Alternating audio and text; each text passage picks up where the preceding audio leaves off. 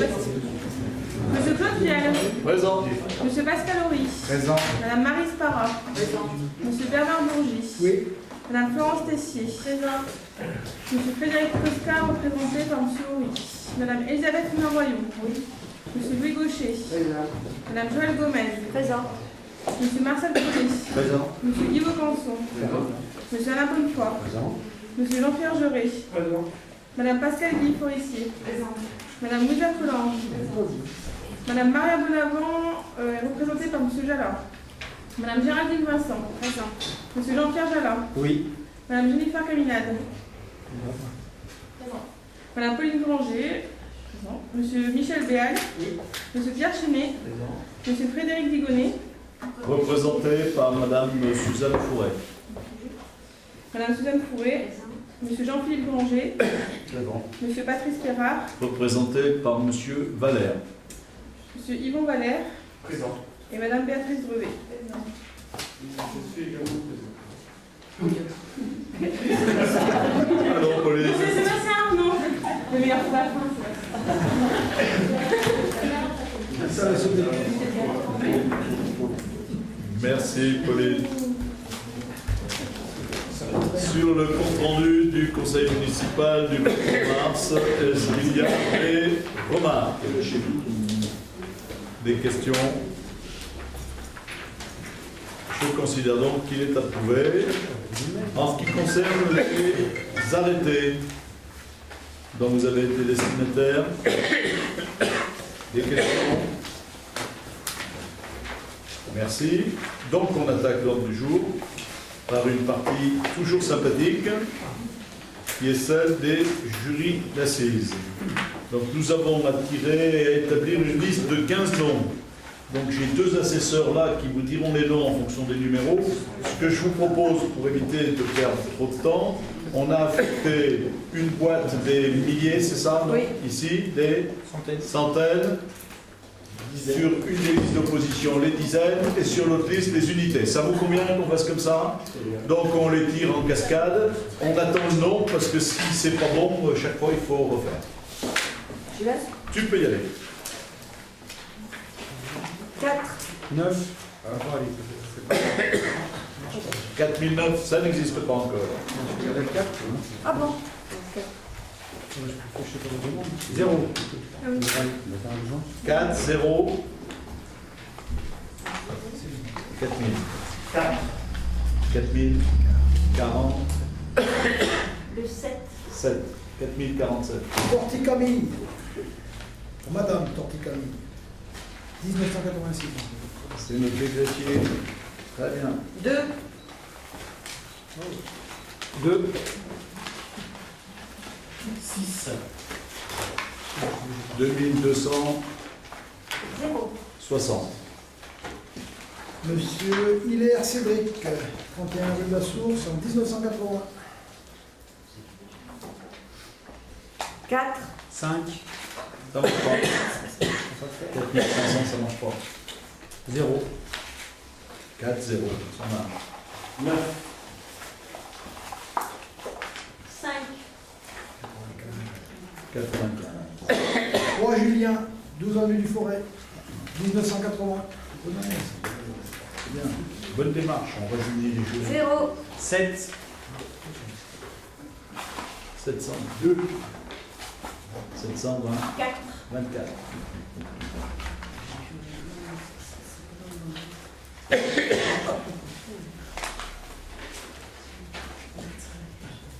Caliron, Folle, 1930. Très bien.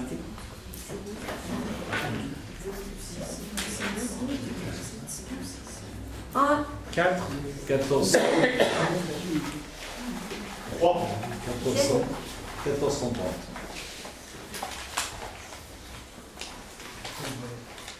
Dorvidal Marlène, 1900, épouse Drevet, 1982. 2. 9. 7. 2, 9, 2947. Montchalp Denise, épouse Fournal, chemin de l'Étoile, 1955. 0. 2.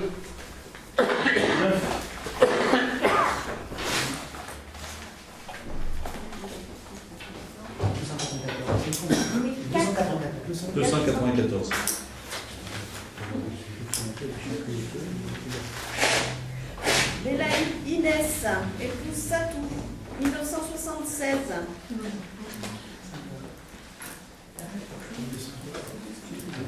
1, 6, 2,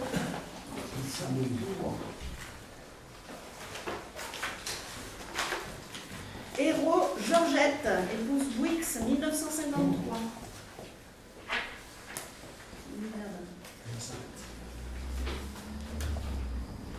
3, 6, 1, 1640. Monsieur Rochivin, route de Saint-Paul, 1996.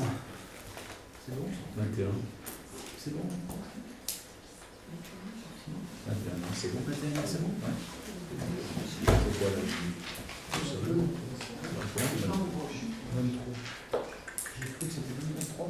Je sais pas. On garde au chaud, marquez-le. 4, 4, 2, 4, ça marche pas. 2, Commence. 4, ça va. 4, ça marche pas. 7 encore moins. 2, 23 ans. Donc ça marche pas si. 23 ans. 4200, Rochivin. 8, 18, 4200. De l'aide civile. 28. 4228. Donc il faut qu'il ait 22 ans cette année. Déjà pas.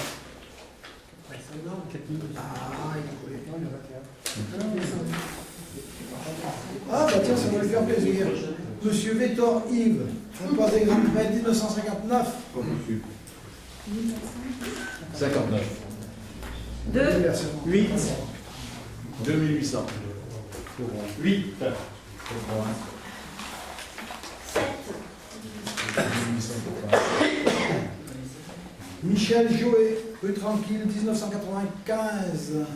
Ça doit être juste aussi. 1995, il en 22, il aura 23 l'année prochaine, ça doit être bon. C'est le janvier. 95. C'est au moment de les tirer, ça. Non, ils disent qu'il faut. 23 ans, l'année qui suit. Ah oui, c'est pas mieux. 23 ans. Donc il est bon. Les personnes qui ont atteint l'âge de 23 ans au cours de l'année civile qui suit. Et ne sont pas retenues les personnes qui auront 23 ans dans l'année civile qui suit. Donc c'est pas bon. alors 0, 01. Monsieur Valère. 8, 158. Badol Sandrine, épouse Aubrou, 1970.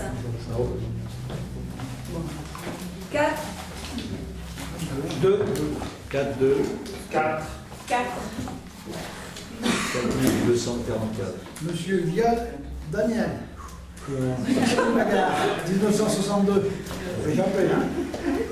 3, 7, 0, 2, 3702.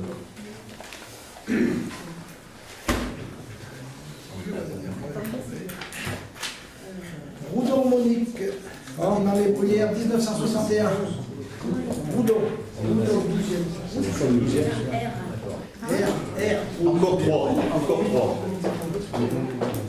0, 0, 2. 4, 24.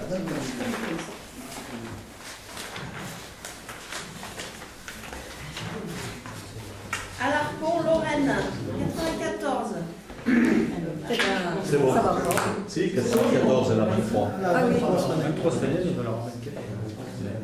Alors 2, 3, 3, 1, 2331.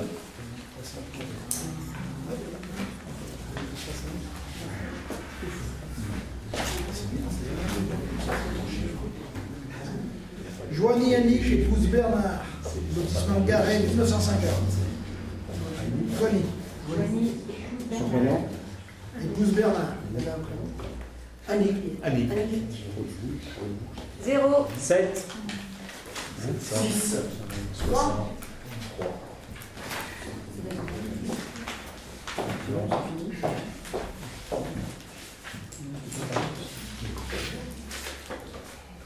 Caro Michel, épouse Devicy, 1946. Normalement, c'est bon.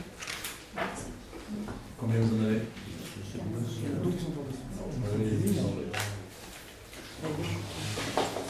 15. 2. Voilà. Nous avons 100% de nos candidats. Allez.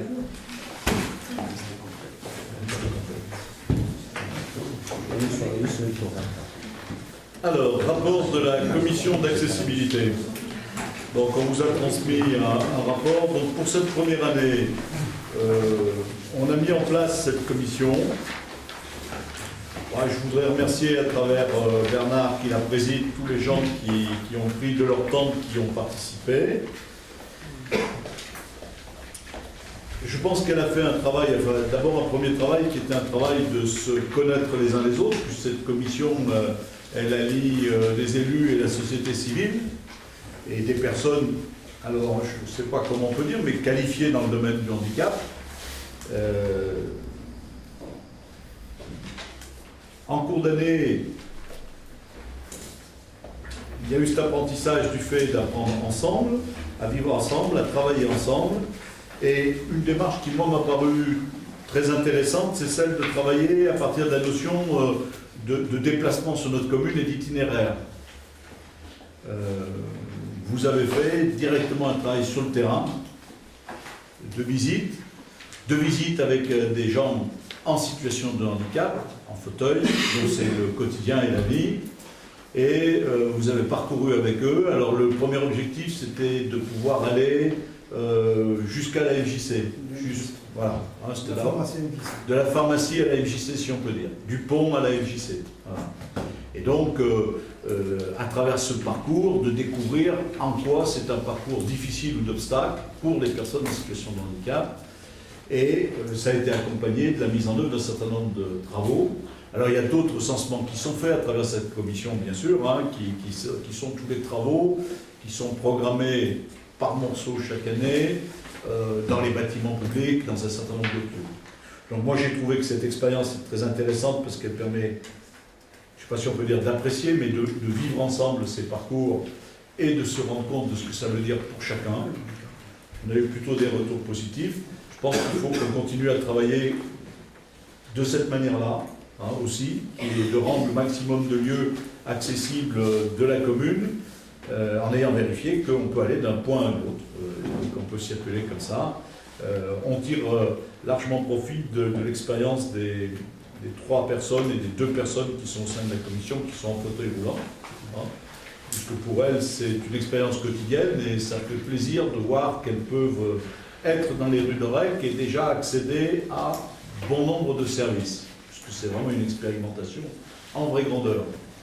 Et puis c'est vraiment intéressant de pouvoir partir d'elle-même. Alors on a travaillé avec d'autres personnes, d'autres handicaps, et puis aussi avec des gens qui sont plus des professionnels, par leur expérience, soit d'architectes, soit diverses. Bon. Dans ce rapport, on a mis aussi les 2 grands chantiers qu'on est en train d'ouvrir. Hein. Alors, on a rappelé qu'il y a des opérations, y compris liées à des zones de loisirs, et où on intervient pour rendre ces zones accessibles aux handicapés. Je vous rappelle qu'on dispose sur la base du label Tourisme Handicap, et que déjà depuis de très nombreuses années, on a une très forte fréquentation pendant toutes les périodes d'ouverture de la base, de plein de centres qui sont très heureux de venir bénéficier de cet espace et de pouvoir arriver sur un bout de plage, sur un bout de bistrot comme ça au bord ou sur divers équipements.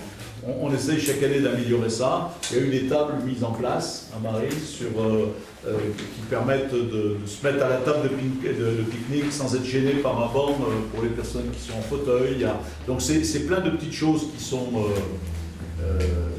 modestes pris une par une et qui additionnées permettent aux gens de mieux vivre à partir de leur handicap.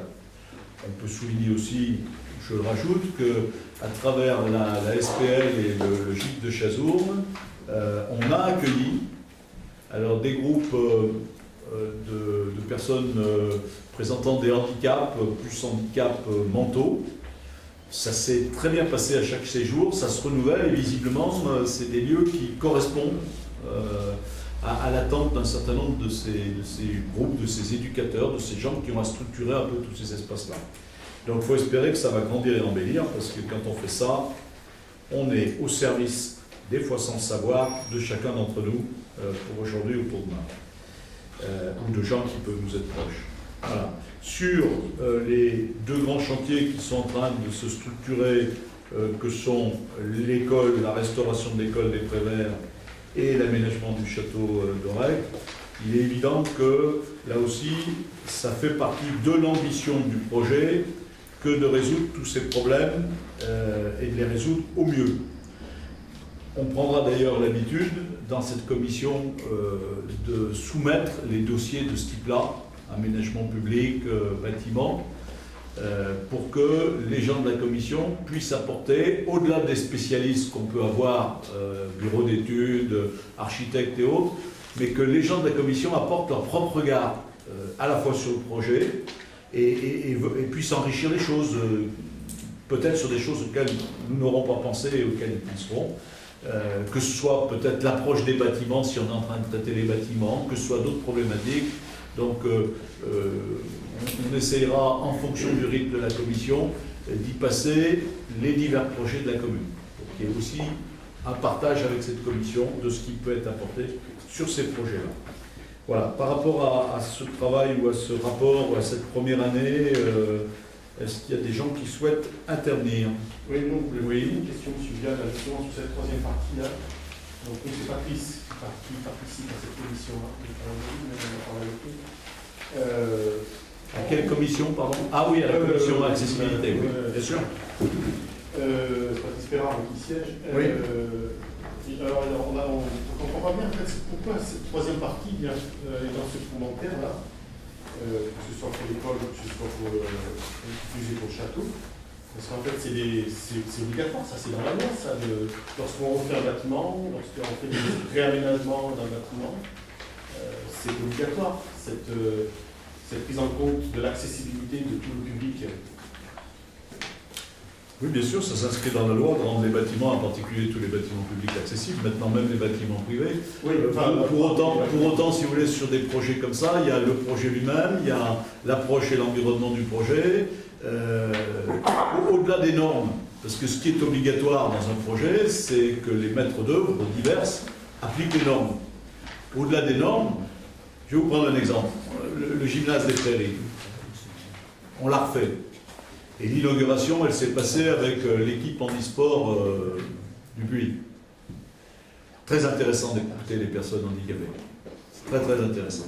Même quand on a fait le maxi, puisque là on avait fait tout tip-top, puisque on était contents de nous, puisque en plus on disait bah, l'inauguration on va la faire à travers les équipes handisport. Pour bien montrer qu'on y a consacré toute l'énergie nécessaire. Eh bien, c'est bien d'écouter les personnes. Et comme cette commission elle a pour vocation de vraiment penser à travers ces personnes et avec elles, je crois que c'est bien de les mêler à nos grands projets. Ça fera un avis supplémentaire, et un avis supplémentaire de gens qui vivent sur le secteur en plus. Donc c'est le fait de... C'est ce que vous voulez nous dire dans ce troisième paragraphe là, c'est le fait que vous allez associer ces personnes dans le handicap. Cette réflexion, c'est ça que vous vouliez dire? C'est le fait qu'on va associer la commission à la lecture des projets qu'on pourra sortir sur Aurec. Et que c'est un avis supplémentaire, à mon avis, qui peut que nous apporter du plus. Même si c'est pour constater qu'à la lecture des documents, ils s'y reconnaissent et que dans leur parcours à eux, dans leur vécu, y compris les autres membres de la commission, qui finalement apprennent à connaître les effets du handicap au-delà des normes. Encore une fois, les normes c'est très très bien, mais après le sens pratique de chacun et l'apport de cette commission, il peut être beaucoup sur le plus qu'on peut apporter. Alors pourquoi vous nous parlez de cette enveloppe de 2,8 millions? Cette enveloppe de 2,8 millions, c'est pas lié à ces travaux d'aménagement dans le château, là, sur le petit... Ah, je crois qu'on vous rappelle dans le rapport le coût général du projet, oui. C'est pas le coût de... Non, pas de l'accessibilité. C'est pas l'accessibilité, c'est compris. On va pas bien que ça n'est pas là, quoi. Vous, c'est juste une histoire de consultation, on est bien d'accord. C'est-à-dire que cette commission, elle vient au-delà des normes. Oui, je ne sais pas si on est d'accord, mais cette commission, oui, je crois que si vous le reformulez, oui, je pense que là, vous l'avez compris, oui. D'accord. Mais vous nous demandez d'approuver donc les 2 millions de passage. Ça, vous l'avez déjà approuvé? Alors ça, vous n'avez pas besoin de l'approuver parce que c'est déjà fait dans des délibérations antérieures, si ça vous inquiète. Mais c'est pas... Vous ne pouvez pas système de carrage. Alors, les 2,8 millions, c'est le coût du projet. Tel qu'il en est à l'évaluation de ce jour, sur lesquels vous avez eu à délibérer à travers les opérations au fur et à mesure qu'elles ont été présentées, parfois plusieurs fois en fonction des opérations pour des demandes de subvention. Donc, ici, si je reformule votre pensée, parce que j'ai cru les comprendre, il n'y a pas de délibération cachée dans une délibération. La délibération, c'est l'approbation du rapport annuel de la commission communale d'accessibilité. S'il y a un point du rapport sur lequel vous n'êtes pas d'accord, vous nous le dites, voilà, mais oui. J'ai moi-même pas bien compris où vous vouliez arriver. Nous, si vous voulez, quand on a reçu vos documents, là, quand on a travaillé ce week-end, on n'a pas compris pourquoi, d'abord ce troisième point, d'accord Et alors, est-ce que ce que j'ai ajouté vous permet de comprendre? Oui, c'est ma question. D'accord. Et dedans, ce point, vous ne comprenez pas pourquoi on parlait de ces 2 millions de livres, en fait. Voilà. Bon, est-ce que c'est clair pour tous les autres?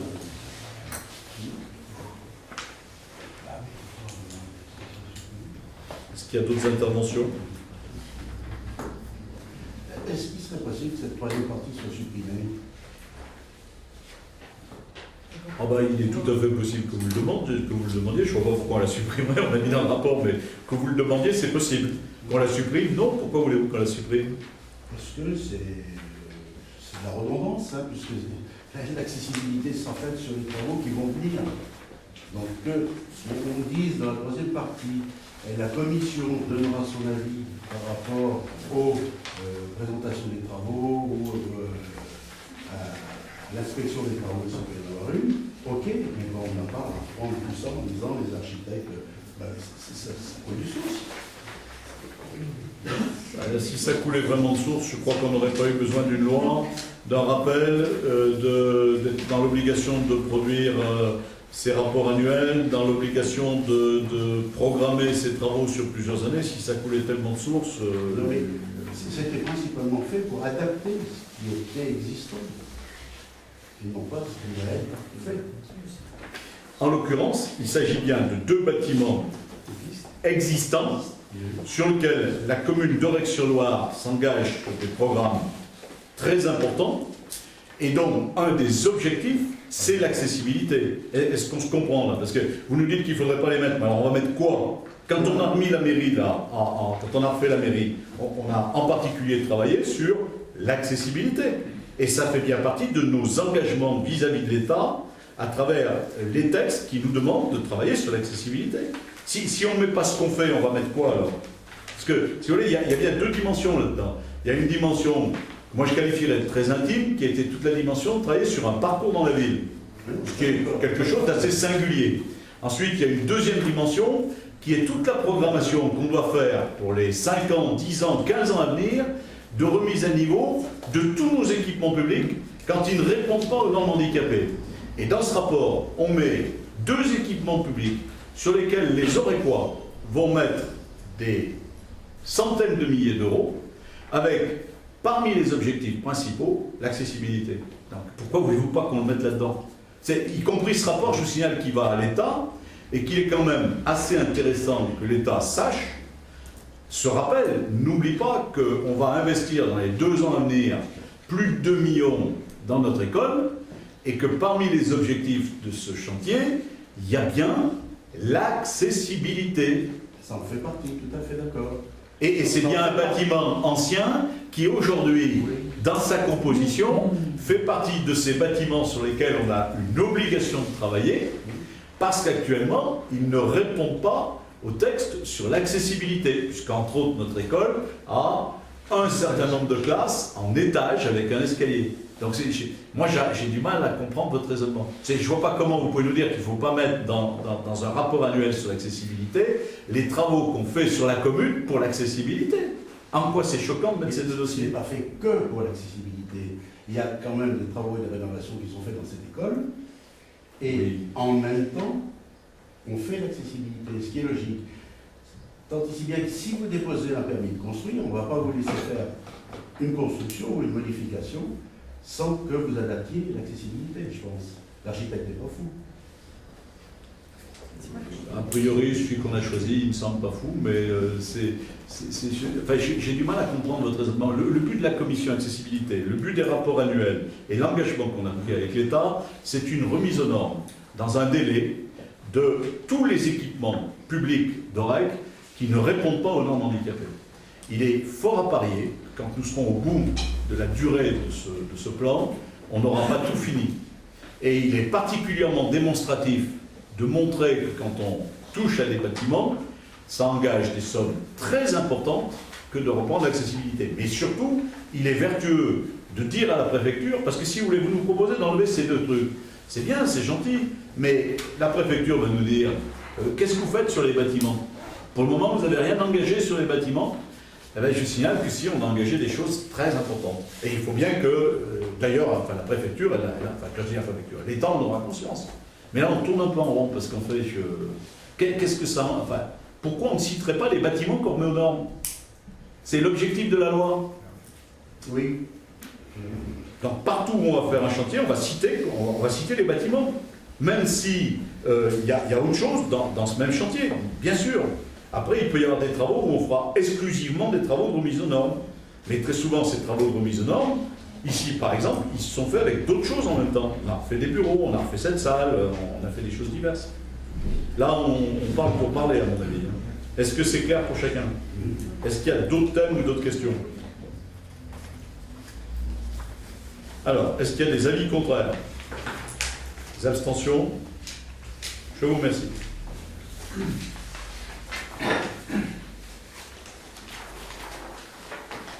Alors, en ce qui concerne la chambre funéraire,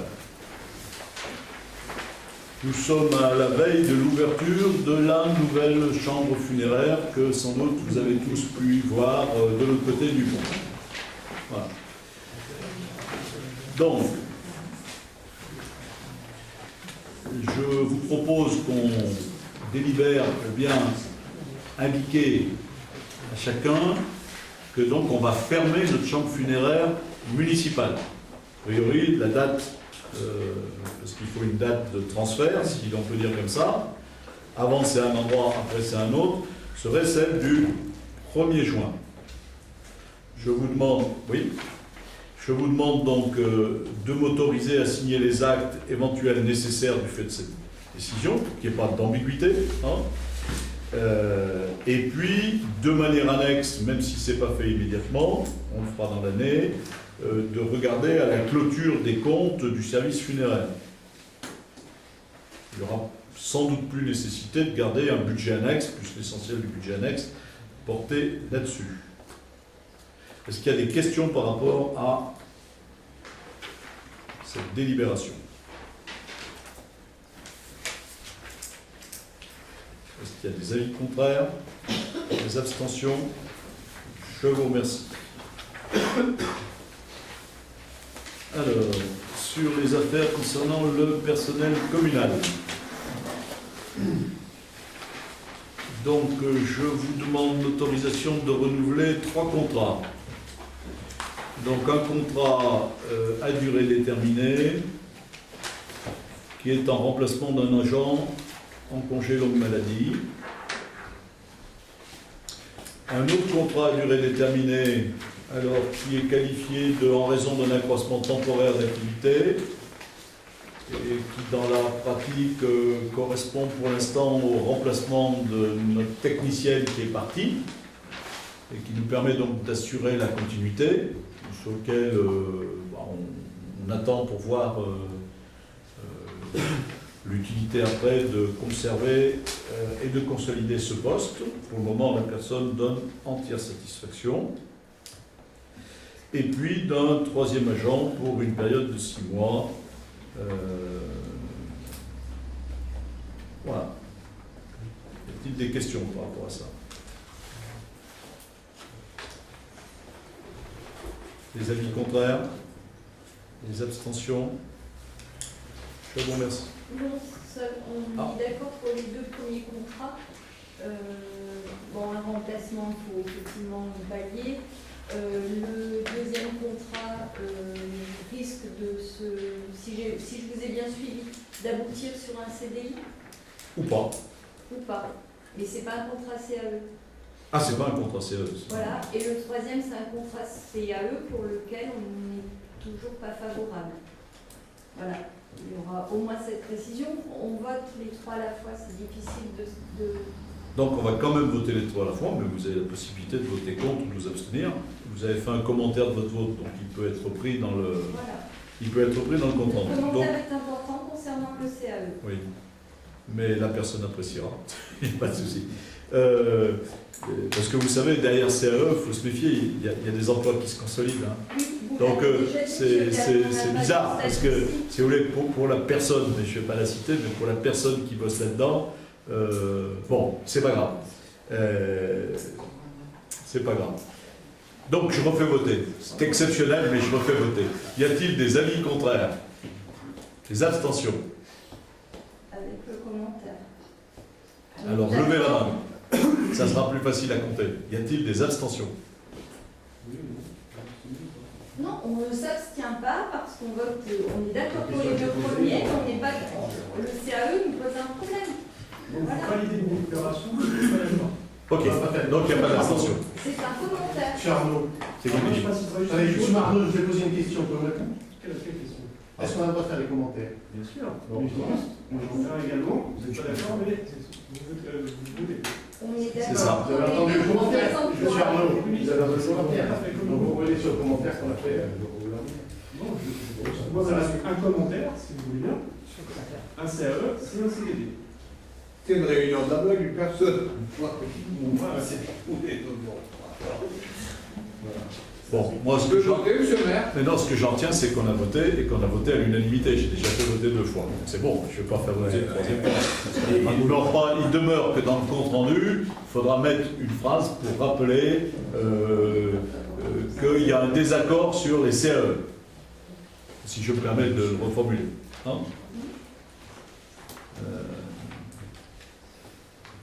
Alors, une autre décision concernant la consolidation d'un poste d'agent. Nous avons un de nos agents qui a eu divers contrats aidés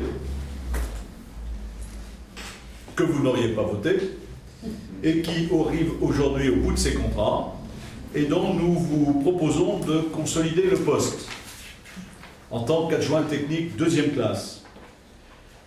Il est pour le moment sur un travail à temps partiel, 24 heures. Donc pour le moment, je vous propose de consolider ce poste sur ce même temps de 24 heures, hein, sachant que ça veut dire que cet agent va rentrer dans une période probatoire de stagiaire, et puis dans lequel un jour il pourra à ce moment-là éventuellement être titularisé, mais pour le moment il rentre dans une période probatoire de stagiaire. Donc ça veut dire que là-dedans, vous approuvez la création d'un poste d'adjoint technique de 2e classe, avec sa quotité, c'est-à-dire 24/35e, et vous approuvez bien sûr la mise à jour du tableau des effectifs, ce qui nous permettra de consolider son embauche. Y a-t-il des questions? Allez-y, je vous en prie. Donc c'est un CDI. C'est quelqu'un qui sort de contrat aidé et qui rentre dans une période qu'on appelle, pour employer le terme exact, une période de stagiaire. Et qui donc, c'est ni un CDI, ni un CDD, puisqu'il rentre progressivement dans un statut de la fonction publique. Donc il y a une année renouvelable une fois, on appelle une année de stage. Durant cette année de stage et son renouvellement, on peut très bien mettre fin au contrat. Bon, il faut des raisons pour le faire maintenant, puisque si on le prend comme stagiaire, c'est qu'on estime qu'il est sur le bon chemin. Voilà. Y a-t-il d'autres questions? Des avis contraires? Des abstentions? Je vous remercie. Et un dernier recrutement. qui est celui d'un ASVP pour la période du 1er juin au 31 août et pour la surveillance des lieux publics.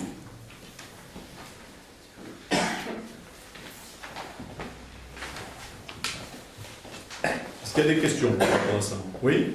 Vous parlez dans la note de synthèse d'éventuels troubles de la sécurité publique. Donc la question que je me pose, c'est de savoir s'ils sont si éventuels que ça. Parce que chaque année, on recrute ce genre de personnes. C'est une très bonne question, M. Chine. Il faut vous référer aux statistiques de la gendarmerie. Et donc, à peu près comme chaque commune de France, il arrive d'y avoir un certain nombre non seulement de troubles, mais même parfois de délits sur notre bonne commune d'Oreille. Voilà. Je vous dis, j'ai essayé de faire un édito là-dessus. Déjà, il y a quelque temps, on a nos statistiques annuelles. Je ne veux pas vous redire, parce que ça, après, ça vous marque un peu, mais qu'elles ne sont pas mauvaises, nos statistiques. Mais on ne peut pas s'en contenter, puisque de toute manière, je veux dire, à la première incivilité, à la deuxième, à la troisième, au premier cambriolage, on ne peut pas dire que c'est bien, puisqu'il y a eu des victimes. Donc en aucun cas, on peut dire que quand des statistiques de la délinquance ou de l'incivilité sont basses, qu'il faut s'en réjouir. On peut simplement constater qu'on est dans un lieu assez paisible, dixit les forces de l'ordre et de gendarmerie par rapport à leurs statistiques, à leur expérience et autres. Après, bien sûr qu'il y a des problèmes ici comme ailleurs en France d'incivilité. Vous voulez, les incivilités, ça commence. À partir du moment où on jette un papier dans l'homme. Ça commence aussi quand on commence à dire ça roule trop vite. Parce que rouler trop vite, c'est une première agression qui démontre à chacun qu'on peut ne pas respecter en France les choses. Donc après, si dans cette voiture qui roule trop vite, il y a la maman et le fils, ou le papa et le fils ou la fille, bah, on lui a appris que les règles étaient faites pour être dépassées. Bon, ça commence partout. Voilà. Ce qui est regrettable, c'est que certes, vous avez rendu un vibrant hommage à la police et à la gendarmerie dans le dernier Flash Info, Vibrant. Mais que parallèlement, vous préférez la sécurité privée à la police. Voilà. Vous refusez une police municipale. Non, vous lisez mal mes textes. Vous lisez mal mes textes. Moi, ce que je préfère, je l'ai toujours dit, c'est que l'ordre public soit garanti par l'État. Et je ne pense pas, je continue à ne pas le penser. Si vous voulez, il faut amener les choses à leur juste proportion. Mais je dis toujours les mêmes choses, donc ça devient sans doute un peu lassant. Nos gendarmes sont 9 affectés au REC et ils font partie d'une brigade de Monistrol beaucoup plus nombreuse. Ça leur vaut de la compétence, de la formation professionnelle, l'aide dont ils ont besoin ou l'appui dont ils ont besoin quand une intervention justifie d'être 4, d'être 5, d'être 2 en fonction du danger, etc. Le chiffre que représentent 9 gendarmes, 9 à Aurec, mais dans un ensemble beaucoup plus nombreux. Je vous laisse imaginer en termes de coût salarial. Nous, quand on met un policier municipal, il fait donc, allez, soyons généreux dans les temps qui courent, 40 heures, hein, parce que les 35 heures, c'est fini. Il faudrait qu'il sorte jamais seul, 2, et les 40 heures, dès qu'il a fait un travail de réelle présence comme les gendarmes, il a épuisé son travail en 2 jours. Donc, dans une commune comme la nôtre, quantitativement, vouloir faire le travail que fait la gendarmerie, c'est 5, 6 policiers municipaux. C'est pas le même travail. Et le deuxième thème, c'est que moi je pense que l'ordre public, il faut le laisser aux professionnels.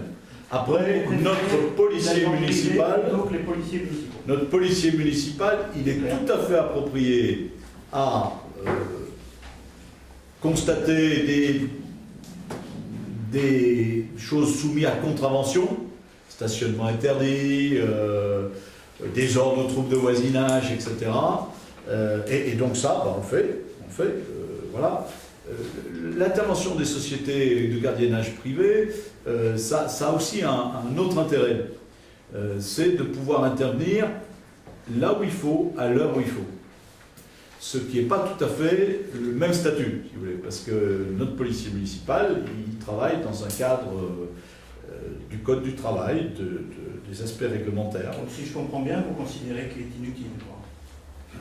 Ah, vous lui ferez plaisir. Je dirais à M. Létard pour les c'est vous traiter qui venez de d'inutilité. dire. C'est vous qui venez d'expliquer qu'effectivement, il n'avait pas la possibilité. Alors, il est d'autant moins inutile qu'on le renforce par un ASVP et qu'en fait, c'est une palette qu'on essaye de construire.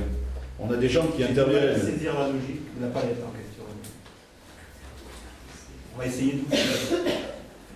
Ah bon, moi, je ne souhaite pas que vous me suiviez, M. Chenet, parce qu'on partage Je suis pas. votre raisonnement. Parce qu'on ne partage pas les mêmes Parce convictions. qu'on ne partage pas les mêmes, ça c'est clair. Et sur ce sujet, M. Chenet, je comprends que vos théories ne soient pas les mêmes. Ça ne m'émeut pas particulièrement, mais je comprends que vos théories ne soient pas les mêmes. On n'essaye peut-être pas de fabriquer la même société. Bon. Mais en attendant, on essaye d'utiliser une palette complète, les forces de l'ordre et de gendarmerie, qui sur notre secteur font des progrès permanents, y compris, je l'ai dit, en tant que police d'investigation, relevé d'ADN, relevé d'empreintes, etc., qui maintenant ne sont plus réservés qu'aux grandes affaires criminelles, mais qui permettent d'intervenir même sur des délits plus ordinaires et de résoudre de très nombreuses affaires, parce qu'on a affaire très souvent à des pieds nickelés qui ne sont pas si bien organisés que ça et qu'on peut choper à travers des empreintes, de l'ADN et d'autres choses. Et ça permet très fortement d'améliorer les résultats. Et puis derrière, nous, on a notre policier municipal. On essaye de l'épauler et de voir ce que ça représente de rajouter des auxiliaires de police municipaux. Par ailleurs, on continue à être renforcé pendant l'été avec les réservistes qui sont présents tout au long de la période d'été, qui est une période d'affluence de population sur le secteur. Et puis on complète en fonction des opportunités et des besoins par la présence de gardiennage, ce qui permet de préparer un travail, soit de notre policier, soit des gendarmes, puisqu'eux peuvent faire du repérage, être présents en fonction des heures, des moments, des manifestations publiques plus importantes, etc. Donc on a une palette quand même assez complète d'actions sur la commune. Pour le moment, on était modestement sur le recrutement d'un contrat à durée déterminée d'un ASVP. Y a-t-il des avis contraires? Ah, pardon, une question, s'il vous plaît. Je m'habitue au personnel-là viendra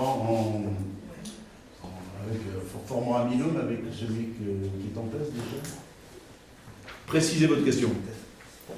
Si par exemple le policier municipal d'Oreille prend des vacances au mois de juillet, est-ce que cet SVP là sera tout seul? Ou est-ce que c'est fait pour qu'il soit à deux? Alors, dans votre exemple, mais c'est le hasard, notre policier municipal prend ses vacances maintenant, et hors saison, j'allais dire de pointe exploitation sur Aurec, bien heureusement, puisque ça fait partie de son métier d'être là et d'intervenir sur les périodes les plus critiques. Et après, si on prend un ASVP, c'est bien pour qu'il puisse intervenir de concert, mais en tant que policier municipal, on est sur les incivilités, le repérage des actes ou des comportements délictueux. Donc, ils seront amenés à patrouiller séparément, fort heureusement. Mais, du coup, ils pourront être en jonction. S'il faut intervenir sur quelque chose, l'un pourra faire appel à l'autre, etc. Voilà. C'est bon là-dessus? Des avis contraires? Des abstentions? Alors, que genre de délibération passionnante. Notre trésorière nous demande de rectifier notre délibération et de prendre une délibération en ce qui concerne les modifications apportées par l'État, de manière à faire référence au montant de traitement correspondant à l'indice brut terminal de l'échelle indiciaire de la fonction publique, sans mentionner d'indice, de manière à ce que cette délibération puisse être permanente, qu'on n'ait pas à la reprendre chaque année ou autre. Voilà. Là-dessus, oui. Ouais, donc c'est ce qu'on avait compris, c'est pour être bien clair. C'est parce qu'on avait précisé qu'on nous demande de le refaire sans le préciser. C'est ça. Okay. C'est ça. C'est ça. Des avis contraires? Des abstentions? Merci. Taxe locale sur la publicité extérieure. Donc là aussi, il convient de redélibérer pour donner le montant applicable. En fait, dans la pratique, on fixe un taux maximum. Ce taux maximum possible, il est égal à 15,50 € du mètre carré. Il s'agit là des tarifs qui peuvent être appliqués à non pas les enseignes ou préenseignes des commerces, hein, encore que, on pourrait, mais bien qui s'appliquent à la publicité. Donc dans la commune, vous connaissez les très nombreux panneaux publicitaires. Il y en a un vers la maison de retraite. Voilà. C'est le seul qu'on n'a pas encore pu enlever. On ne prend pas de panneaux publicitaires, c'est une pratique qu'on a instaurée déjà depuis de très nombreuses années. On se prive d'une ressource, mais on considère que c'est mieux pour la commune de ne pas avoir ce paysage. On sera par ailleurs sans doute, mais pas cette fois, amené à se prononcer parce qu'on devrait maintenant, avant, je ne sais pas, mais maintenant on devrait faire payer les enseignes de magasins et les préenseignes, la présignalisation quand on signale à un commerce, une station, etc. Et donc, je vous proposerai, lors d'un des prochains conseils, qu'on délibère pour exonérer les enseignes et préenseignes. Ça n'a pas de logique. Une publicité, il y a une logique à la taxer, puisque c'est pour du profit. Les préenseignes et les enseignes, elles sont là pour permettre aux gens de faire le boulot. Donc on ne va pas pénaliser les préenseignes et les enseignes. Voilà. Mais il faudra qu'on délibère, parce que sinon, on se hors la loi, on devrait leur appliquer le tarif à eux aussi. Voilà. Donc on ne le fera pas. Bon, là-dessus, des questions? Les avis contraires? Les abstentions? Je vous remercie. Alors, déclassement, comment c'est intitulé? Déclassement du domaine public de la voie desservant la déchetterie. On en veut des malheurs à cette déchetterie. On déclasse même la voie publique menant à la déchetterie. Bon, voilà. Donc, dans le cadre du projet d'extension d'intérêt, qui est en train de se finaliser, donc sur lequel je crois aujourd'hui on peut être optimiste et commencer à se réjouir, même si ce projet entraîne un certain nombre de dégâts collatéraux. On est en train de finaliser l'implantation du bâtiment. Pour la commodité de l'exploitation du site, ce site, alors est-ce qu'on a un plan, monsieur? Non. Ouais, c'est bien si on a un plan. Waouh! Alors, dans le sens où il est, vous avez à votre gauche, si l'on peut dire, la salle des fêtes, à votre droite, la déchetterie, à votre extrême droite, le fleuve Loire. Donc, la voie qui descend derrière la salle des fêtes et jusqu'à la Loire, c'est cette voie dont il est question. En fait, pour que le site futur d'exploitation Interrep soit en continuité, il faut pouvoir fermer cette voie et remblayer une partie de cette voie de telle manière que quand les gens auront du stockage à faire, quand ils passeront d'un bâtiment à un autre, etc., tout ça, ça soit en continu et plus coupé par cette voie. Voilà. La partie bleue, c'est la partie qui est à l'intérieur du site, du futur site Interrep, qui démarre donc juste derrière la salle des fêtes et qui va jusqu'à la Loire. C'est donc cette partie. Donc nous, on garde la première partie de la voie qui nous laisse l'accès à la salle des fêtes par ce côté, d'autant plus qu'il y a une entrée. Il y a une entrée par la cuisine, etc. Et après, on garde une servitude qui nous permettra de faire le tour de notre bâtiment et d'accéder s'il y a des travaux. Voilà. On vous propose de déclasser la voie en bleu et la voie en jaune qu'on voit peu ou pas sur l'écran, qui est la voie perpendiculaire, qui est la voie qui mène et qui rentre dans la déchetterie. Ces deux voies sont des voies classées domaine public. Donc pour que le bâtiment puisse s'y construire dessus, puisse les plateformes puissent être remblayées, il faut qu'on les déclasse.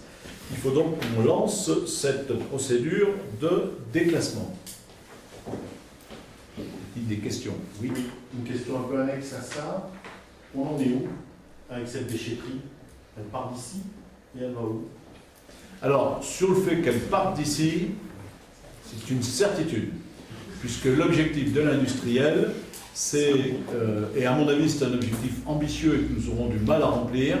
Lui, il veut être dans son bâtiment en 2018. Donc, pour chacun d'entre vous, je vous laisse méditer sur ce qu'il nous reste à franchir pour qu'en 2018, on inaugure ce bâtiment de l'ordre de 4000 m². Puisque toutes les procédures, y compris celles de ce déclassement, doivent être respectées. Et puis, il y a bien d'autres procédures à respecter pour construire un bâtiment de ce type. Voilà. Donc, ce que je peux dire, c'est que dans 1 an, ou 1 an et demi au pire, la déchetterie ne sera plus là. Mais dès qu'ils commenceront à attaquer les travaux, vu l'endroit où elle est située, de toute manière, elle ne sera plus là, ou elle ne pourra plus fonctionner ici. Voilà. Donc la deuxième partie de la question, c'est où va la déchetterie? Alors, à ce jour, le document qui n'est pas encore distribué, monsieur le vice-président, du SICTOM, indique une destination de la déchetterie que vous connaissez déjà, sur les terrains à gauche en montant, un peu au-dessus de la station de traitement des eaux, en direction de Pont-Salomon. Voilà. Alors je vais redire ce que je dis depuis des mois.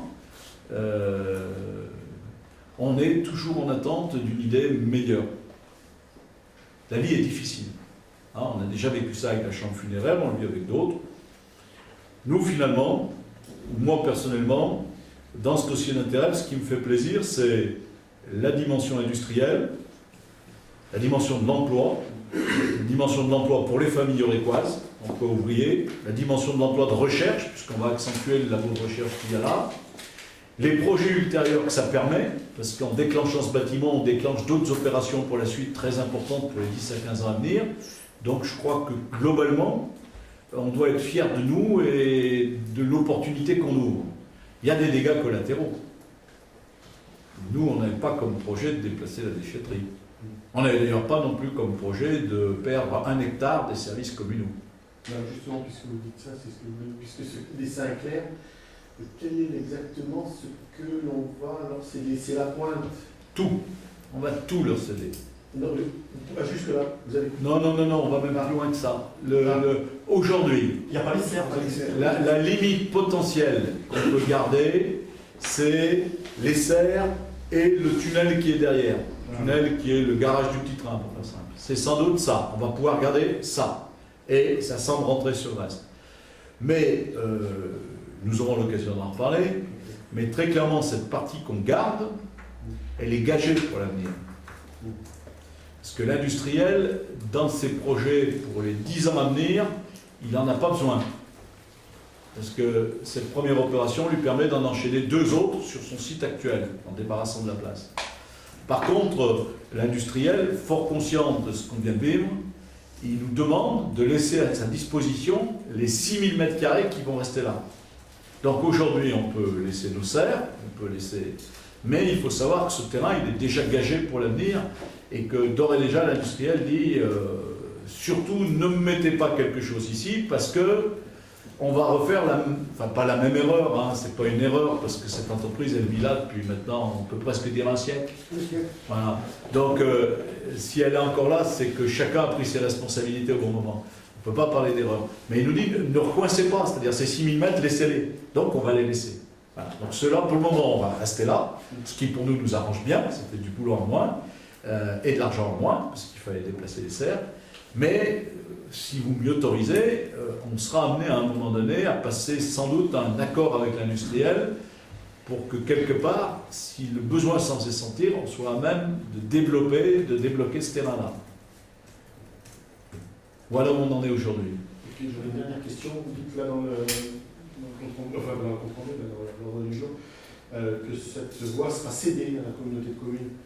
C'est à quel prix? Comment ça se passe? Oh, pas cher. Ah, vraiment pas cher. Ah, je vais vous dire, là, vous allez pouvoir me reprocher d'avoir très très mal négocié. Nous, on cède le terrain, c'est je dirais, notre rapport dans l'affaire. Alors, ce sera, j'en sais rien, ce sera, je ne sais pas, 4 000 €, 3 000 €, 5 000 €, bon, mais ça sera vraiment une valeur symbolique. Hein. Alors, la communauté de communes, elle, devra faire son affaire des travaux, donc remblaiement,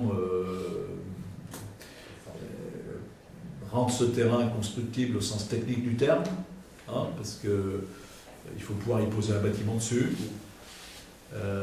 Donc il y a sans doute un certain nombre de contraintes techniques à résoudre, sur lesquelles, ça y est, les sondages ont été faits, on connaît la nature de la difficulté, donc il y aura des fondations spéciales.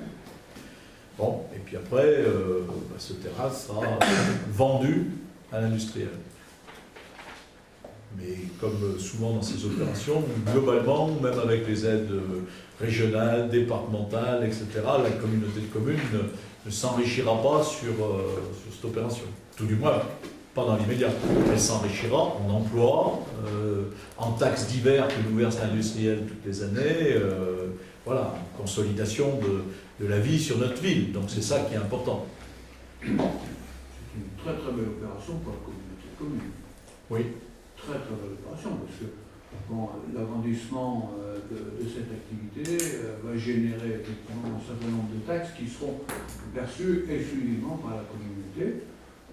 Moi je pense qu'effectivement elle a tout intérêt, la communauté, à foncer à corps perdu dans cette affaire. Oui.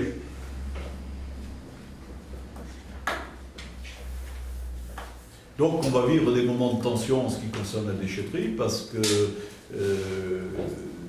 il n'est pas évident même de respecter le calendrier. C'est-à-dire qu'il est possible qu'on n'ait plus de déchetterie avant d'avoir une nouvelle déchetterie.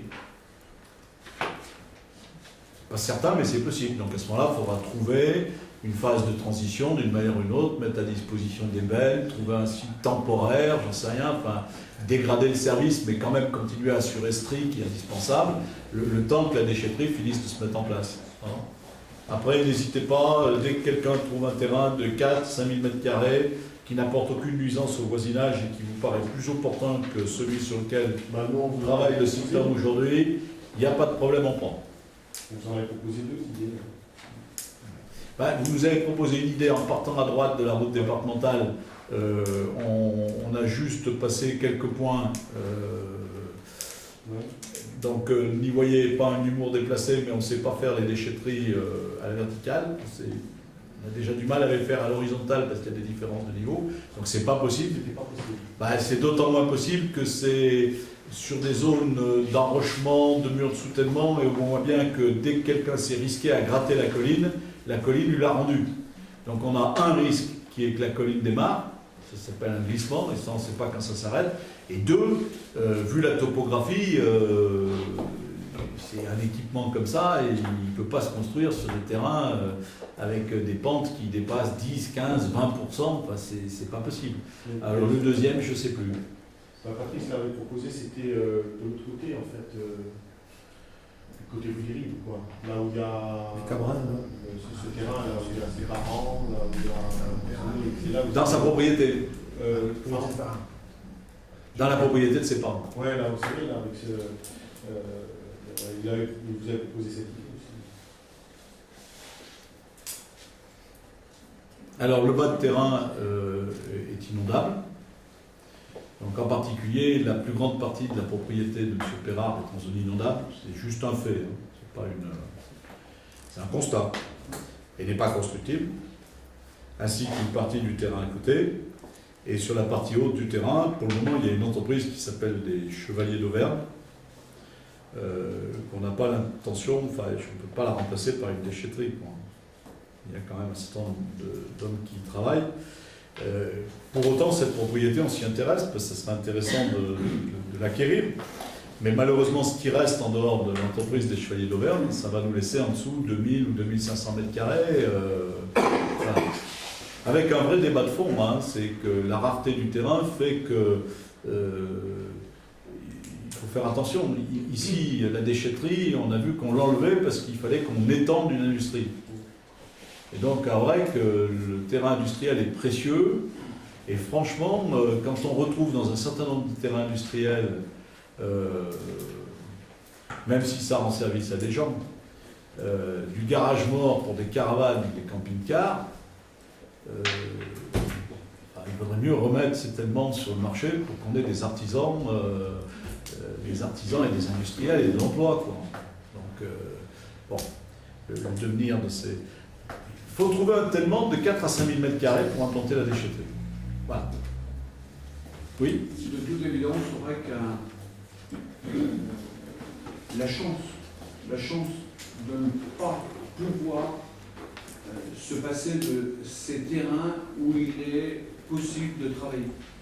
On vient de le voir avec Internet. S'il n'y avait pas eu ce montage kafkaïen terriblement compliqué, Internet pouvait partir. Je crois qu'on en a vu suffisamment partir dans nos endroits. Donc chaque mètre carré où il est autorisé à pouvoir avoir de l'activité et travailler, il faut qu'on réserve effectivement à l'activité à l'emploi. Et ça, on ne peut pas faire autrement. C'est malheureux, mais c'est aussi heureux. Parce qu'il y a beaucoup de communes qui ne se posent pas ce genre de questions. Sur du terrain, mais pas poisson. Alors là, il faut effectivement qu'on soit malin, il faut qu'on soit intelligent, il faut qu'on soit aussi pragmatique pour trouver la moins mauvaise solution. On est tout à fait d'accord. Si vous pensez, moi je répondais à la question où vous disiez où est le meilleur site pour la déchetterie. On a étudié globalement, on a dû à ce jour étudier. Non, quand le SICTOM a fait le papier, on avait étudié 7 ou 8 sites. Aujourd'hui, on a dû en étudier plus d'une dizaine. Et donc, on reste totalement ouvert. On s'est donné quelques règles structurantes. La première, c'est pas d'habitation à moins de 200 mètres. Parce que si vous voulez, on pourrait imaginer de prendre un terrain et d'avoir quand même quelques habitations à 50 mètres ou à 100 mètres. Pourquoi pas après tout? Si vous voulez, pour l'intérêt collectif, on peut en sacrifier quelques-uns. Ça nous paraît très difficile. Donc on a pris ce critère. Hein. C'est un critère qui nous paraît assez essentiel. Voilà. Alors après, on en a pris d'autres critères parce que l'État nous a répondu. Et ils nous répondent de manière constante comme ça, vous ne faites rien en zone inondable. Donc, pas de terrain en zone inondable. Bon, là aussi, on aurait pu essayer de discuter. Il y a des équipements, on pourrait dire, mais tel type d'équipement, est-ce que vous ne croyez pas quand même qu'on pourrait le tolérer, hein? Pour le moment, ils nous ont répondu non. Donc, si vous voulez, là, c'est un critère qui nous est imposé. Bon, donc on a un certain nombre de critères comme ça, et on essaye de faire au mieux avec ça. On essaye il faut quand même qu'on ait des voiries lourdes. S'il faut refaire toutes les voiries autour, parce qu'il y a quand même, on amène des belles dans les retours, donc s'il faut renforcer toutes les voiries autour pour faire la déchetterie, économiquement, ça devient monstrueux. Donc il faut quand même qu'on ait des voiries principales qui arrivent là. Bon. Une fois qu'on a croisé tout ça, on pleure et on se dit, tiens, on va avoir des soucis. Et on essaye de trouver le meilleur compromis. C'est toujours plus simple quand il y a des solutions évidentes, faciles, satisfaisantes pour chacun. Et donc notre travail, collectivement, hein, je parle, en tant qu'élu, en tant que maire, pareil, mais ça s'adresse à chacun d'entre vous. Notre travail est toujours difficile et ingrat parce qu'en fait, il n'y a pas des solutions uniques et parfaites. Quand on a des solutions uniques et parfaites à prendre avec une décision à la clé, qu'est-ce qu'on est heureux? Qu'est-ce qu'on dort bien le soir? On est sûr qu'on a fait plaisir à tout le monde, qu'on a pris la décision qu'il fallait prendre et que chacun aurait pris. La vie est souvent beaucoup plus compliquée que ça. Beaucoup plus compliquée que ça. Je rappelle quand même que, parce que finalement on va implanter pour le moment, si on en reste là, cette déchetterie de, on va dire 5000 m² sur un espace boisé, de qualité plus que médiocre, ce qui concerne les arbres, hein, c'est pas, voilà, c'est des jeunes arbres, ils n'ont pas de caractères spéciaux, c'est pas une zone présentant une qualité environnementale très particulière, c'est pas une zone humide, on n'y a pas trouvé d'animaux exceptionnels et mythiques, et ça touche même pas 1/1000 des espaces naturels qu'on a protégés sur Aurec. C'est-à-dire qu'on parle souvent dans des projets comme ça de mesures compensatoires, c'est-à-dire quand on touche quelques milliers de mètres carrés de nature, on dit en fait qu'est-ce que vous rendez? Alors nous à Aurec on a un problème, c'est qu'on rend, mais on rend depuis 20 ans. On est propriétaire maintenant de plus d'une centaine d'hectares. On a des bois, on les protège. On n'a jamais construit sur nos plateaux. On a protégé nos plateaux. Alors que des communes voisines, sans dire du mal d'elles, ont fait d'autres choix. Allez voir la grande zone industrielle qui est née vers Buchères.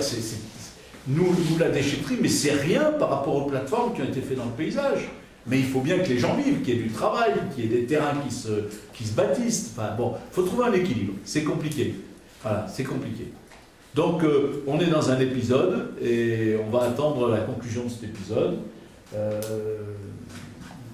Mais ça, on fera par contre une déchetterie exemplaire. Le président s'y est engagé, le vice-président surveillera ça de près. L'idée, c'est qu'on profite bien de finalement cette opportunité qui nous confère la vie pour améliorer notre déchetterie, en particulier avoir plus d'emplacements de bennes. On discute de ressourcerie, donc d'avoir un comportement encore plus citoyen ou environnemental, donc de passer un cap, tant qu'à avoir les inconvénients, essayons d'en profiter pour passer un cap dans la qualité.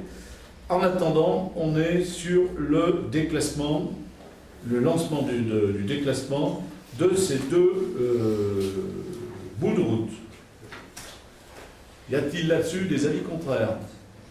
Des abstentions? Je vous remercie.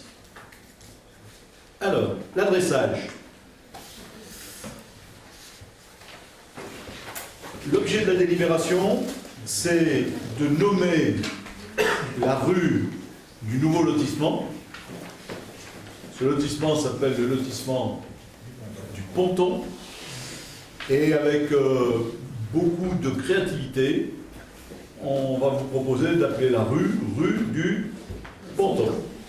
Voilà. Et en même temps, dans cette délibération, on vous demande de choisir pour cette voie la numérotation métrique. Donc, si vous me permettez, un petit bout de commentaire sous le contrôle de Bernard, Marcel, Pacou, Babette, enfin des élus qui travaillent sur l'adressage. On est en train d'initialiser un dossier pour reprendre l'ensemble des adressages des Orécois. La thématique, elle est relativement simple. On sait là aussi qu'on va embêter les gens, parce que changer éventuellement de nom de rue, c'est une contrainte, et dans tous les cas de figure, changer de numéro, c'est une contrainte. Et donc, de toute manière, ça va commencer par là, si on affecte un nouveau numéro. Pourquoi ce travail, en dehors du fait d'embêter les gens? Il faut le redire, c'est centré sur le confort pour les années à venir. Toutes les livraisons maintenant se font par coordonnées GPS et par numérotation. Tant qu'on n'a pas cette numérotation, on reste moyenâgeux par rapport au comportement d'aujourd'hui. Donc on a besoin, vous aurez besoin, nous avons besoin chacun d'un adressage de notre maison avec un vrai adressage définitif et retraduit dans tous les GPS. Au-delà de ça, ça s'exprime encore de manière plus simple. Si demain vous appelez au secours, à partir du moment où on aura fait ce travail de numérotation, ça veut dire qu'il ne peut pas y avoir d'erreur sur l'arrivée des secours. Donc ça peut être un médecin qui doit venir de nuit chez vous pour une raison ou pour une autre, et qui aura des facilités pour vous trouver. Il arrivera devant votre porte.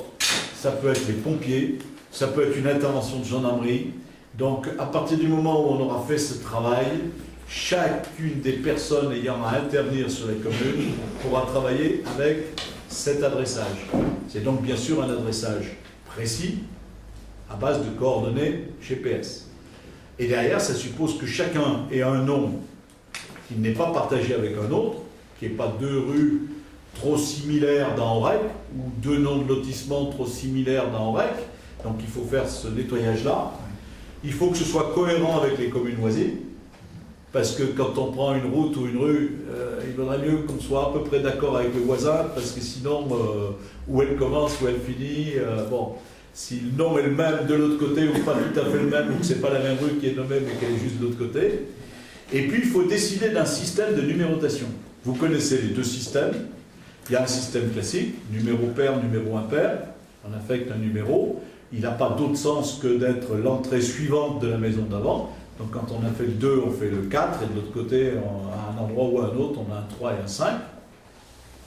Ce système a un inconvénient majeur, c'est le fait que dès qu'une propriété se divise, dès qu'il se construit quelque chose, dès qu'il y a une nouvelle entrée qui se fait, on va avoir un 2 bis, ou un 2 terre, des endroits où on va encore plus loin.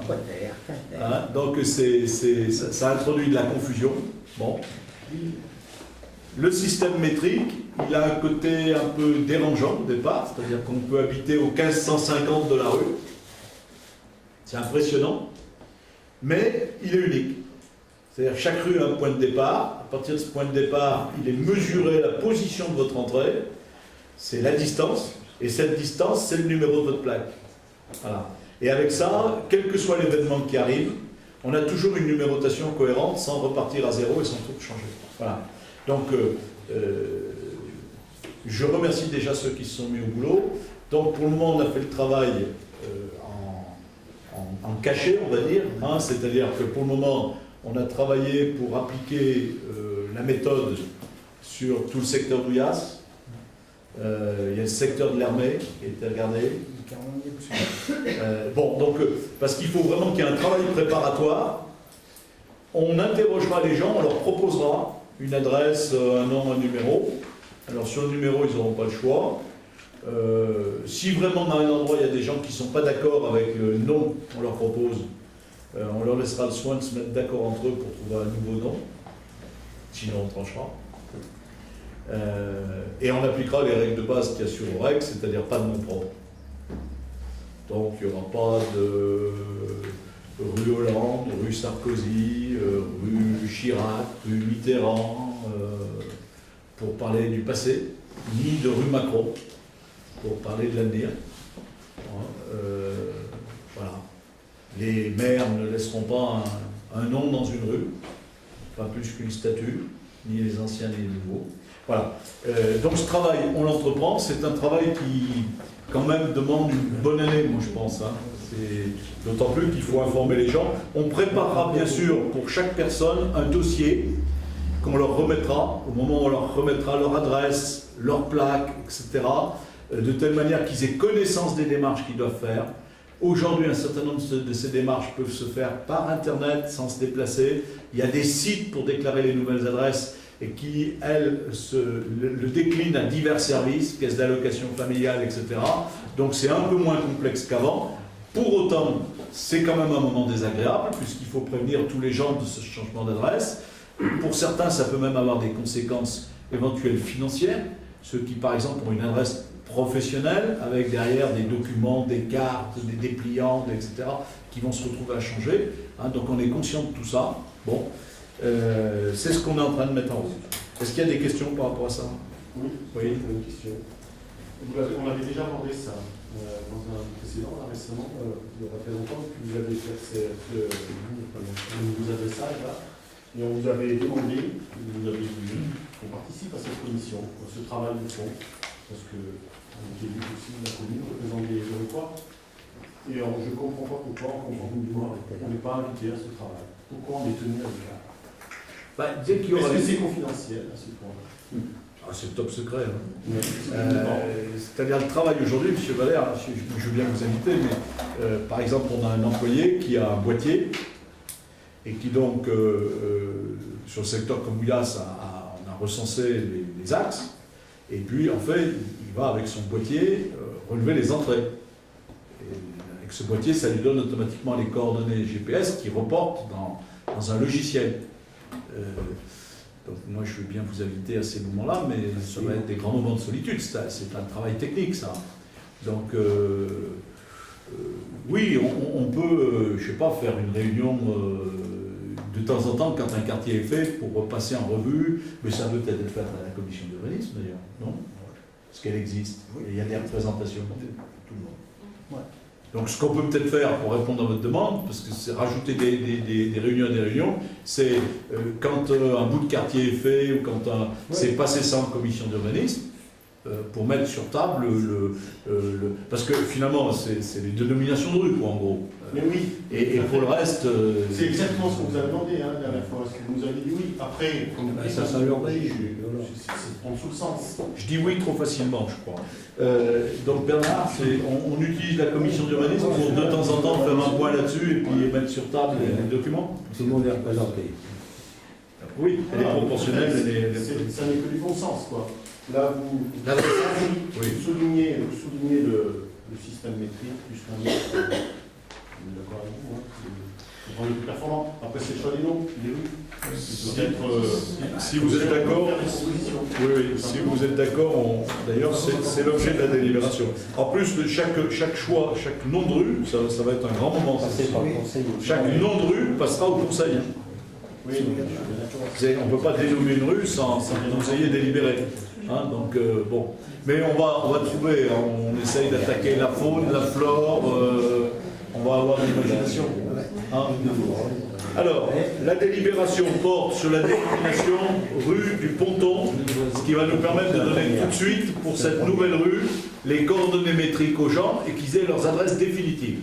Et la délibération, puis c'est toujours soit du 2 en 1, soit du 3 en 1, porte aussi sur le choix de la numérotation métrique. Voilà. Là-dessus, y a-t-il des avis contraires? Des abstentions? Je vous remercie. Alors, la délibération suivante est pour la création de servitudes concernant 2 parcelles.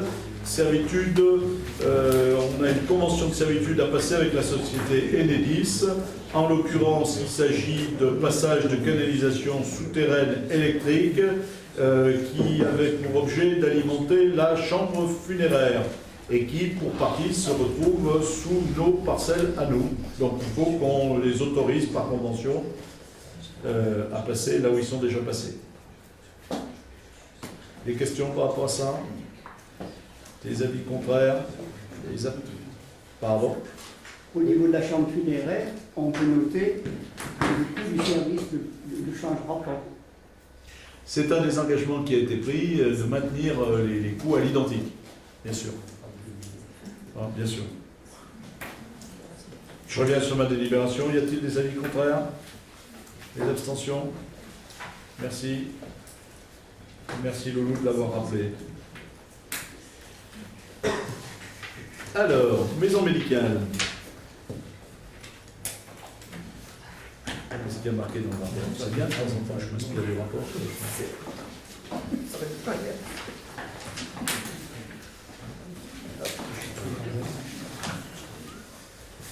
Alors,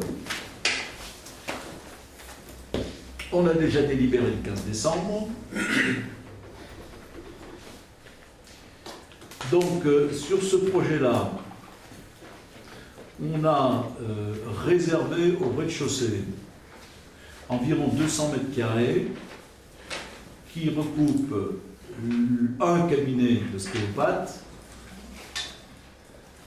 et les cabinets des médecins généralistes, permettant l'accueil de nouveaux médecins en plus de ceux qu'on a déjà. On vous propose, c'est l'élément essentiel, de supprimer les 3 appartements qui étaient prévus au premier étage, il y a 9 appartements dans ce... et de prendre le premier étage, qui fait 200 mètres carrés, pour pouvoir répondre aux nouvelles demandes.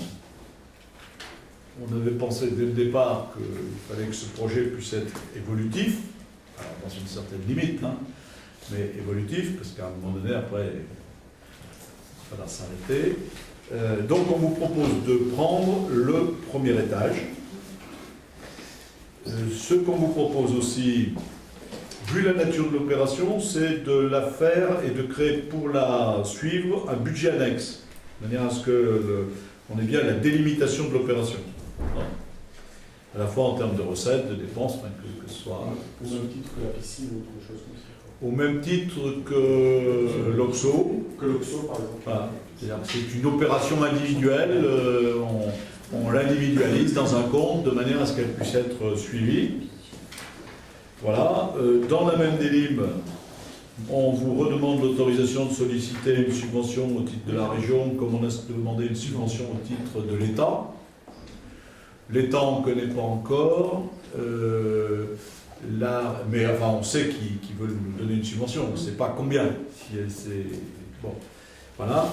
La région, on sait que la région a mis en place, le nouveau président de la région a mis en place une aide par maison médicale de 200 000 €. Donc logiquement, il faut qu'on la demande, mais logiquement, nous aurons 200 000 € de subvention. Voilà, y a-t-il des questions par rapport à ça? Pour me rappeler, parce que là j'ai un doute. c'est 696 000 euros, ça correspond aux deux bâtiments, hein, c'est ça? C'est la totalité du... C'est les surfaces qui seraient les nôtres. C'est-à-dire ça correspond en gros aux 400 mètres carrés les nôtres. Dans la mesure où dans la mesure où dans ce bâtiment, c'est sans les logements, puisque dans la mesure où ce premier bâtiment, il va rester 6 logements, et derrière, il y aura 3 autres logements. Logements adaptés pour, là aussi, des personnes à mobilité réduite, et logements enfin, que j'allais dire de petite taille, c'est pas le cas, ils ne sont pas de petite taille les logements. Logements adaptés pour des couples, des personnes seules, c'est pas pour des familles nombreuses en clair. Hein. Voilà. C'est pour permettre à un certain nombre de gens qui souhaiteraient rejoindre le centre-ville à des tarifs HLM, d'avoir des logements accessibles, en plus avec le corps médical à côté.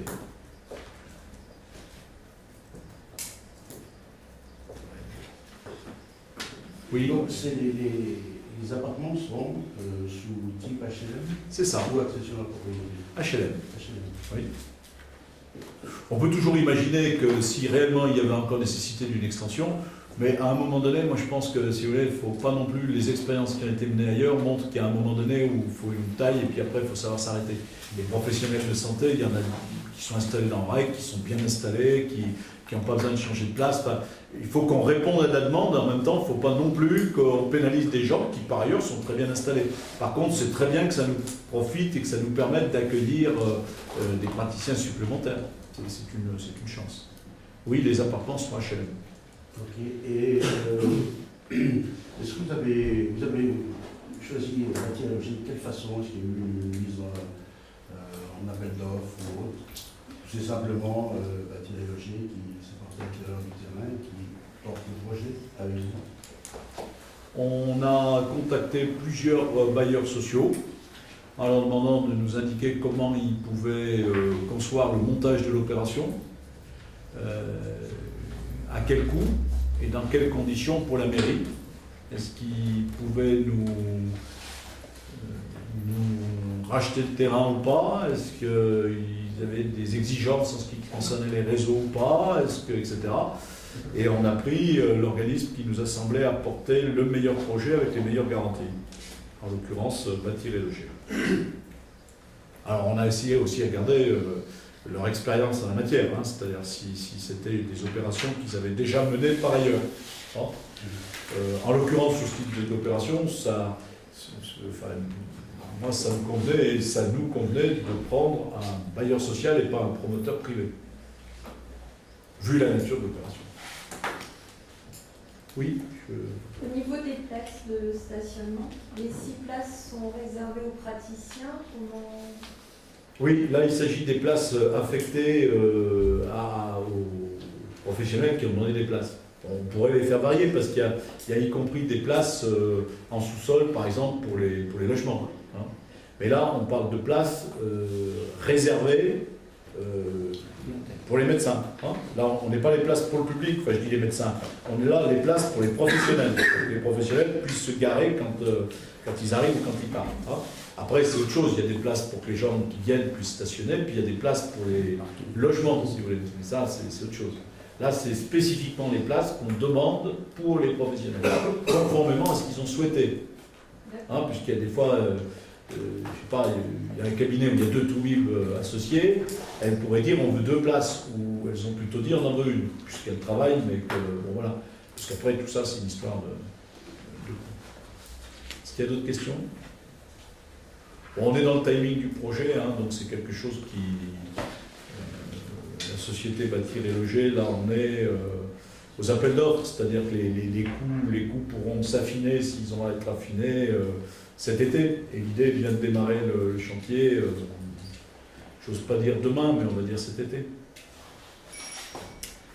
Sur cette délibération, y a-t-il des avis contraires? Des abstentions? Je vous remercie. Alors,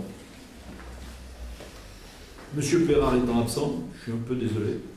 qui nous a plusieurs fois questionné sur le contenu d'un compte magique qui est celui, alors qui n'est pas le 78 mais le 752, et qui est celui où nous encaissons en particulier toutes les locations.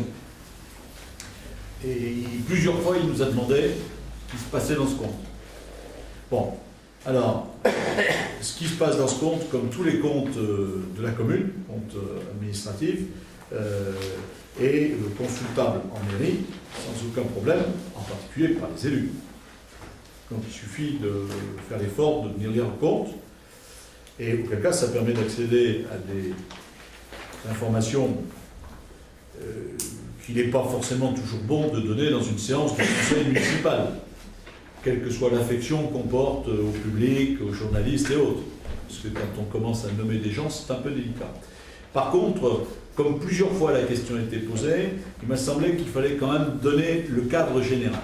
Donc ce compte, il a représenté l'année dernière environ 55 000 € de recettes.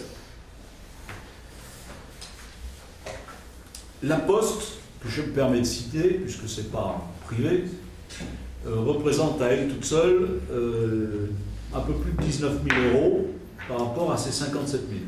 La Poste est occupante d'un logement, d'un lieu appartenant à la mairie. Au Vive, en tant qu'entreprise, représente, elle, alentour de 3 600 €.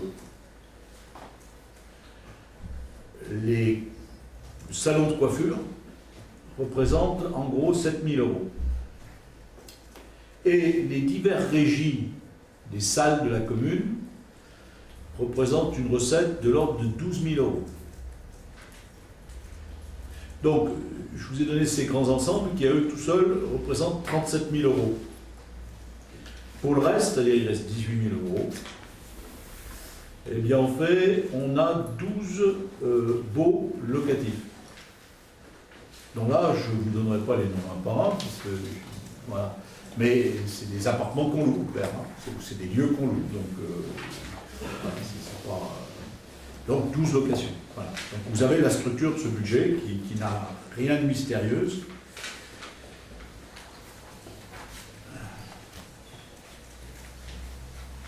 Donc c'était plus pour vous informer, hein, parce que j'ai jamais compris quelle était l'inquiétude derrière la question, s'il y avait des présupposés, donc mais bon, M. Perrin n'étant pas là, on ne saura pas si ça répond à sa demande.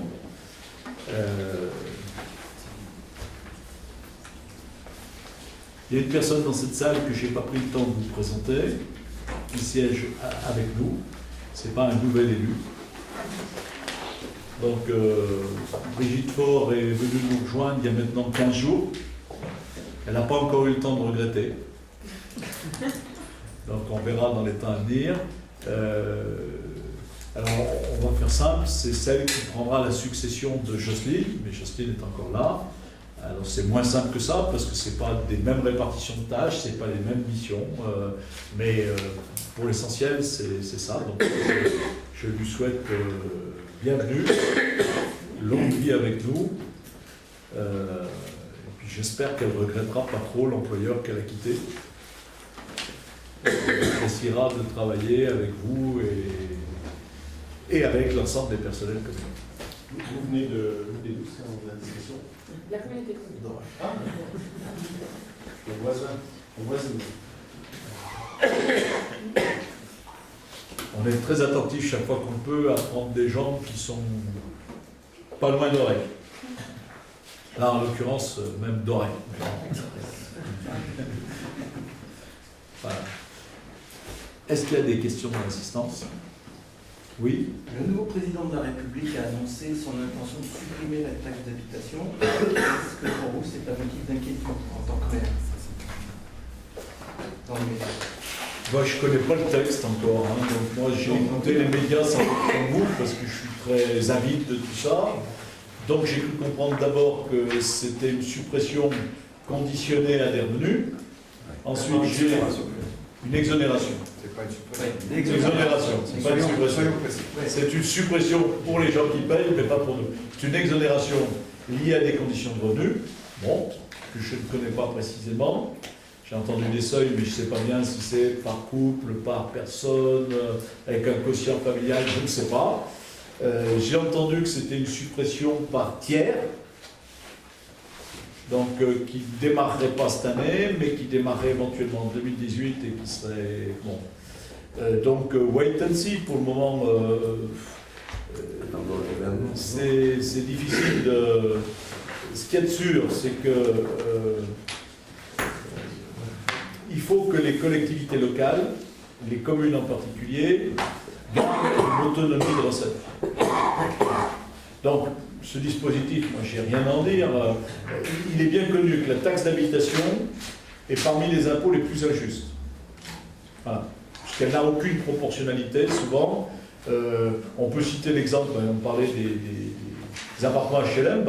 Un appartement HLM, il peut payer aussi cher qu'une villa, avec des gens de revenus très différents. Donc, c'est un impôt dont on sait depuis des années que techniquement il est très injuste. Et que donc la correction de cet impôt, c'était plutôt le projet du gouvernement précédent, c'est-à-dire on le corrige. On essaye de le rendre plus juste, plus proportionné à une réalité. Techniquement, c'est très difficile. Chaque fois qu'on touche à chaque chose, ces révisions-là sont très, très, très compliquées. Il y a plein d'effets, même si l'intention est bonne, qui est de rendre l'impôt plus juste, c'est techniquement très compliqué. Là, il y a un choix assez différent. Alors, je ne sais pas si ce choix est à la place d'eux, ou s'il y aura quand même révision des taxes d'habitation des bases, et puis de l'autre côté, exonération, je ne sais pas. Hein. Après, il faut que les communes gardent des ressources propres. Sinon, à quoi ça sert d'être vertueux? À quoi ça sert d'essayer de gérer, de faire au mieux? Voilà. Donc moi, je n'ai pas de réponse aujourd'hui. Je pense que on a vécu 3 ans, 4 ans de restrictions budgétaires avec des diminutions des versements et des dotations. Moi, je serais plutôt soucieux de dire qu'il faudrait que le nouveau président de la République donne à chaque Français, mais à nous aussi élus, une lisibilité. Qu'on puisse travailler sur 5 ans et qu'on sache chaque année, en gros, avant de préparer le budget, ce qu'on nous demande de faire. Parce que quand on partage collectivement un effort, s'il a besoin de le faire, pourquoi pas? Ce qui était difficile sur ces années passées, c'est de chaque fois préparer un budget en se disant, on a dit qu'on allait nous enlever de l'argent, on est infoutu de savoir comment. Et nous, on a eu des années désagréables, où on avait sous-estimé la baisse des dotations, et des années agréables, où on n'avait pas sous-estimé. Mais je pense que pour la sérénité, il faut qu'on sache les économies qu'on nous demanderait sur les 3, 4 ans ou 5 ans. Parce qu'avec ça, on s'adapterait. Alors, il faut qu'on sache quel est le sens de ces économies. C'est-à-dire, si nous, on fait des économies, c'est pas pour que d'autres se gavent, c'est pour que la France aille mieux à ce moment-là. D'autant plus que nous, avec nos engagements de ne pas bouger l'impôt, quand on nous demande de faire des économies, il faut faire des économies. Il me semble quand même d'avoir entendu dire que l'État compenserait le manque de deniers pour les communes. Oui. Je suis content de ne pas être le seul à l'avoir entendu, oui. Je suis pas mal sourd. Donc s'il compense, il n'y aura rien pour le manque de deniers. La difficulté, c'est de savoir le système de la compensation. C'est pour ça qu'aujourd'hui, on ne peut pas répondre. On ne connaît pas le mécanisme, comment il va se mettre en œuvre. Hein, parce qu'on a bien vu avec la taxe professionnelle, Guy était bien placé en tant que président de la commune. Quand elle a été supprimée, ils ont dit on met un système compensatoire en place. Et ce mécanisme-là, il n'était pas super bien bordé, on va dire, pour les collectivités territoriales. Alors espérons que si la taxe d'habitation il y a une exonération et donc moins de recettes pour les collectivités, la compensation soit mieux faite pour les collectivités territoriales. Mais c'est le mécanisme de la compensation qui va être important. Et puis, les économies qu'on va nous demander, c'est pour ça que j'évoquais ce deuxième sujet, parce que finalement, l'exonération de la taxe d'habitation, c'est un mieux pour nos concitoyens. C'est quelque chose à payer en moins. Et nous, notre problématique d'élus, c'est qu'en est-il de nos recettes? Donc, qu'on nous dise que c'est compensé, il faut regarder comment c'est compensé. Et souvent, entre l'intention et la réalité, il peut y avoir des dégâts collatéraux. Pour qui on n'en sait rien. Donc, il faut être attentif à la manière dont ça sera compensé. Et puis, moi je vous dis, ce dont je serais preneur, c'est combien d'économies on va nous demander de faire. Parce que si vous voulez nous dire qu'on va compenser la taxe d'habitation, c'est bien. Mais d'un autre côté, s'ils nous suppriment le même montant à côté, par exemple, le gouvernement, ça ne sera pas très compliqué pour compenser. Si un tiers de la taxe d'habitation, c'est 300 000 €, et qu'il nous dit, je vous les compense, et que de l'autre main, il nous dit, mais cette année, je diminue vos dotations de 300 000 €. C'est compensé. Ça fait 0. Bon, enfin, donc il faut, on ne peut pas aujourd'hui préjuger. Moi, je pense que dans ces élections nationales, les candidats essayent de donner le sens de leur action et de faire comprendre par des mesures lisibles par chacun leurs intentions. Donc, si on veut s'en tenir à l'intention, il semblerait que ce candidat souhaite amener la suppression ou la diminution d'un impôt injuste pour les catégories les moins favorisées. Ben ça, si vous me demandez ce que j'en pense, je pense que c'est bien. Après, sur la vie de la commune, je pense qu'il faut être extrêmement attentif, parce que ce type d'économie, ça se retraduit après par le fait qu'on a moins d'argent pour nos écoles, le bien du début, il finit mal à la fin. Donc il faut que tout le dispositif se calme. Oui. Oui, je pense que cet élément du projet du président de la République peut éventuellement aussi permettre de tendre le cou au fameux serpent de mer de la révision des bases de la taxe d'habitation, des bases de 70. Parce qu'à chaque élection, on dit « Ah ben ça y est, on va les faire, on va faire la révision ». Et puis aucun gouvernement ne peut le faire. Parce que c'est, comme disait Pascal, tellement complexe, tellement difficile à réaliser. Je pense qu'effectivement cette proposition pourrait être un moyen de... Mais on va voir la suite. Nous soyons pas trop impatients. C'est vrai. Alors, deux petits rappels peut-être pour cette fin de semaine ou ce week-end. Vendredi, la communauté de communes inaugure l'espace Trel à 17h au départ de Chazourne. Si certains d'entre vous ont envie de courir, c'est le moment. Il y a Julien Alarcon qui vient, Julien Rancon, qui vient et qui accompagnera sur un des parcours trail les sportifs qui voudraient bien aller avec lui. Hein. Donc ce sera une inauguration avec deux thèmes. Un thème classique, on boit un coup, et un thème moins classique, on vient, on ne boit pas un coup, mais on court. Hein. Donc voilà. Et puis un deuxième rappel, à 14h samedi, il y a la journée porte ouverte au CERF pour présenter l'excellent travail de nos employés municipaux à la population ricoise. Donc n'hésitez pas à venir passer un moment dans les serres avec notre personnel, vous leur ferez plaisir. C'est aussi une manière de valoriser leur travail que de venir les saluer. Pas d'autres questions? Merci beaucoup. Bonne soirée.